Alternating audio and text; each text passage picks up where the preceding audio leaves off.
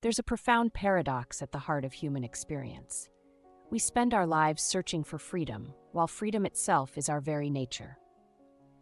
Today we're exploring why we stay trapped in mental attachments even when we know they're not serving us anymore, and how this understanding transforms everything, including how we manifest our deepest desires.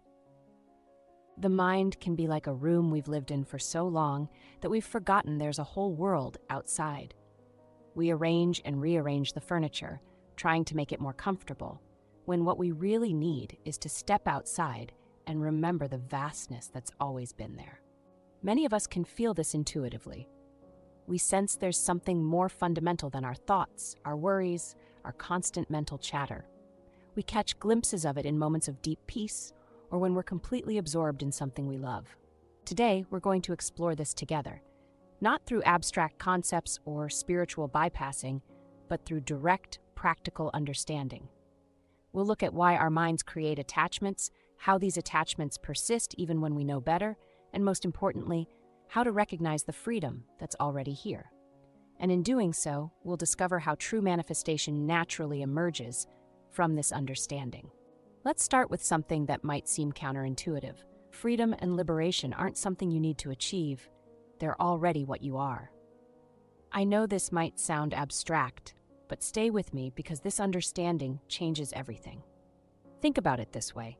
When you're dreaming at night, you might feel trapped in a nightmare, desperately trying to escape. But the moment you wake up, you realize you were never actually trapped.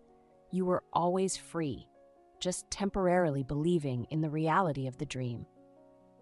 Our mental attachments work in exactly the same way. We believe we need to do something, achieve something, or become something to be free. But here's the profound truth. Your natural state is freedom itself. The only thing keeping you from experiencing this freedom is the belief that you don't have it. This brings us to a crucial question. If freedom is already our natural state, why do we keep ourselves from experiencing it? Why do we continue holding on to mental attachments that we know in our hearts aren't real? The answer lies in understanding how our mind creates and maintains these attachments. It's not enough to intellectually know something isn't real. We need to see through the very mechanism of attachment itself. Here's something fascinating that most people never stop to consider. Throughout your day, how often are you consciously aware of being a specific gender, age, or role? Take a moment to really think about this. When you're deeply absorbed in something you love, or when you're just being without thinking about who you are, do you actively feel like a man or woman? Do you feel like a specific age? Do you feel like your job title or social role? The truth is, our natural state is much more spacious and neutral than all these labels suggest. Yet we spend so much energy maintaining and protecting these identities. It's like wearing multiple layers of clothing and forgetting that we're not actually the clothes. This understanding reveals something fascinating about manifestation that most teachers get wrong. We often think manifestation is about forcing our desires into reality through sheer willpower or positive thinking.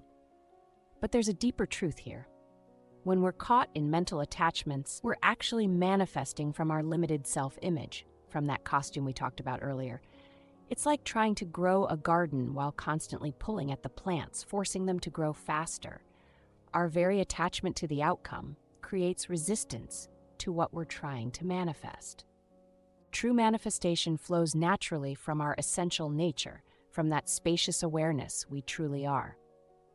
Think about the moments in your life when things flowed effortlessly. Usually, these weren't the times when you were trying hardest. They were the times when you were most aligned with your true nature. Consider a river. It doesn't strain to reach the ocean. It simply follows its nature, flowing around obstacles, finding the path of least resistance. That's genuine manifestation, not forcing but allowing, not straining but flowing. Let me share a simple example that illustrates this perfectly. Have you ever noticed how differently you act when someone points a camera at you? In an instant, your natural behavior changes. You become self-conscious, start thinking about how you look, how you should pose, what expression to make. This same mechanism operates in our daily lives, often so subtly we don't even notice it. We're constantly adjusting our behavior based on what we think others expect from us. We imagine people want us to be a certain way, and then we exhaust ourselves trying to maintain that image. This performance takes tremendous energy. It's exhausting to constantly monitor yourself, adjust your behavior, maintain an image. And the more we do it, the more we forget who we really are beneath all the performing. So what's the solution? How do we break free from these mental attachments and return to our natural state of freedom? The answer might surprise you because it's not about doing more. It's about seeing clearly what's already here. First, stop waiting for perfect external conditions. Many of us think, I'll be free when this relationship is resolved, when I achieve this goal, when I heal this trauma. But freedom isn't dependent on external conditions. It's about shifting your attention from the external to the internal. Second, here's where we encounter a fascinating paradox, one that often confuses spiritual seekers. In every video on this channel, I emphasize the critical importance of developing awareness. Yet here I am saying you are awareness. So which is it? Do we need to develop awareness, or are we already awareness? The answer is both are true, and understanding this paradox is absolutely crucial. Think of it like this. Imagine you're wearing colored glasses, but you've had them on so long you've forgotten you're wearing them. The glasses represent our conditioning, our mental patterns, our attachments.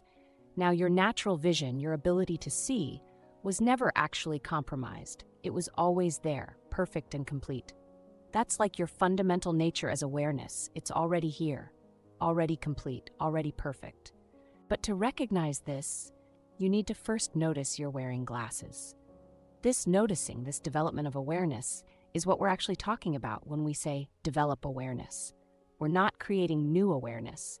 We're learning to recognize what's already here. We're developing the capacity to notice that which has always been noticing. Here's another way to understand it. When you're caught in a dream at night, you're not actually creating new awareness to wake up. The awareness that recognizes this is a dream was always there. It's what was knowing the dream all along. But from within the dream, it feels like we need to develop something to wake up. This is why traditional spiritual practices often seem paradoxical. We're using effort to recognize effortlessness.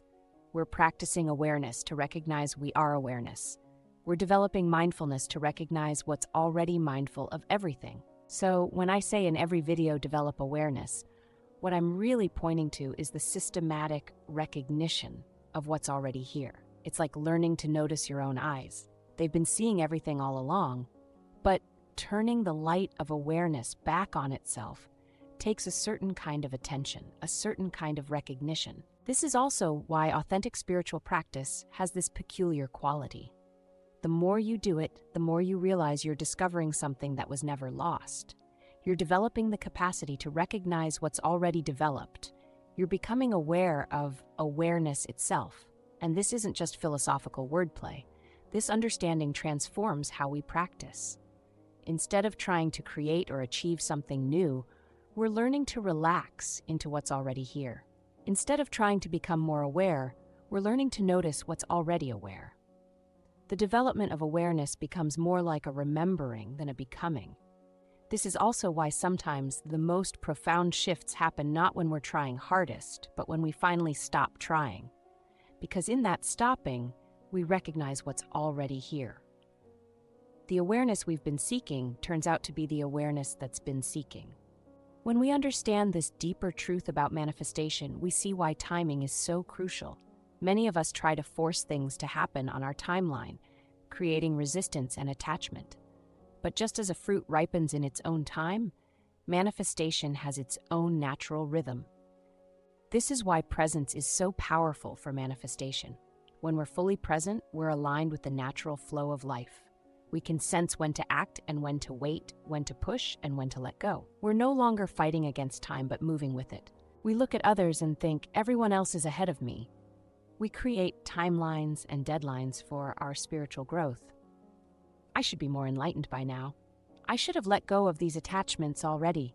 I'm taking too long to heal. But true presence, your real nature, exists outside of time.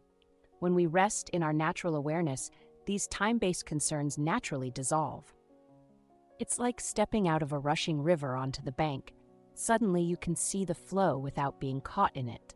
This understanding transforms how we approach both freedom and manifestation. Instead of trying to acquire or achieve more, we focus on removing the mental attachments that block our natural state of abundance and flow. It's like clearing the clouds to reveal the sun that was always shining. Real manifestation isn't about adding something to who you are. It's about removing the obstacles to who you already are. When we rest in our true nature as awareness, we naturally manifest from a place of wholeness rather than lack. Think of it like this. The sky never needs to try to be spacious. It is spacious by nature. Clouds come and go, but the sky remains unchanged, unaffected. In the same way, your true nature is already free, already at peace. Thoughts, emotions, and attachments come and go like clouds, but they don't affect what you really are. Remember, you are not your thoughts or attachments. You are the awareness in which they appear. This isn't something you need to believe. It's something you can verify right now in your own experience. Simply notice what's aware of hearing these words. That awareness, that's what you are. I invite you to experiment with this understanding in your daily life. Notice when you get caught in mental attachments. Notice when you start performing or trying to maintain an image. And most importantly, notice what remains constant beneath all these changing experiences, your own natural awareness. Thank you for joining me on this exploration. If you found value in these insights, please share this video with someone who might benefit from it. Don't forget to subscribe and hit the notification bell to join our growing community of conscious explorers. Until next time, stay present and keep shining your light.